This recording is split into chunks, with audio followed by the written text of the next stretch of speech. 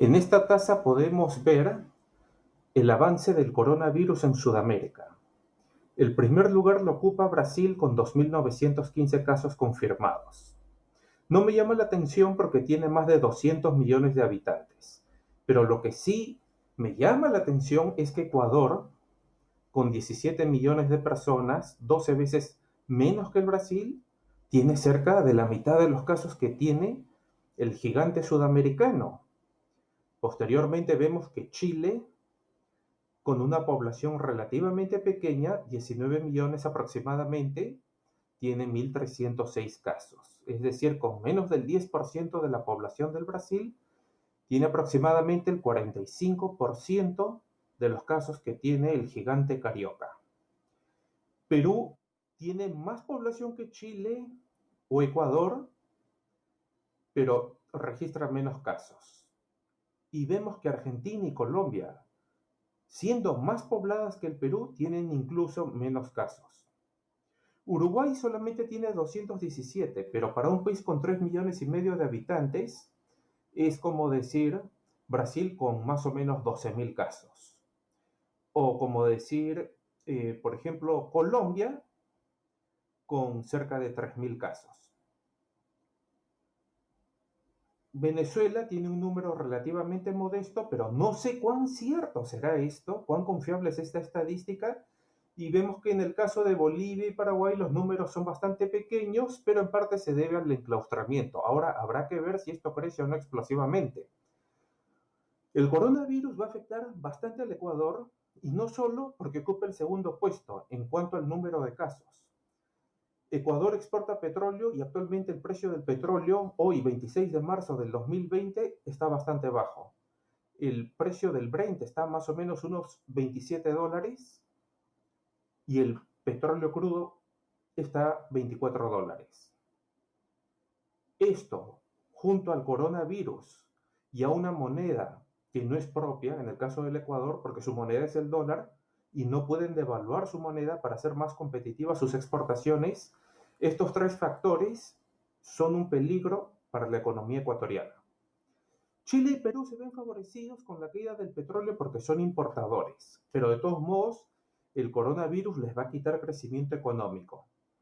En el caso de Argentina y Colombia, como dije, son más bajos los números, pero también hay que tener en cuenta que en Argentina la tasa de interés es bastante elevada y que ese país ha estado viviendo una recesión últimamente, la moneda se ha devaluado, en fin. En el caso de Colombia también ha habido una devaluación, actualmente se dan unos 4.000 pesos colombianos por dólar. Ahora, Venezuela, pues si tenemos en cuenta que Venezuela antes producía 2,5 millones de barriles de petróleo al día y hoy en día solamente produce medio millón y sobre eso se ha desmoronado el petróleo, el precio del petróleo. En fin, ya pueden imaginar lo que va a suceder. Otro punto.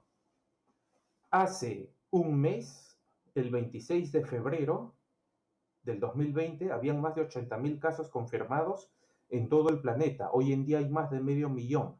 Se ha multiplicado por poco más de 6 la cantidad de víctimas, de casos confirmados. Esto significa que en 4 meses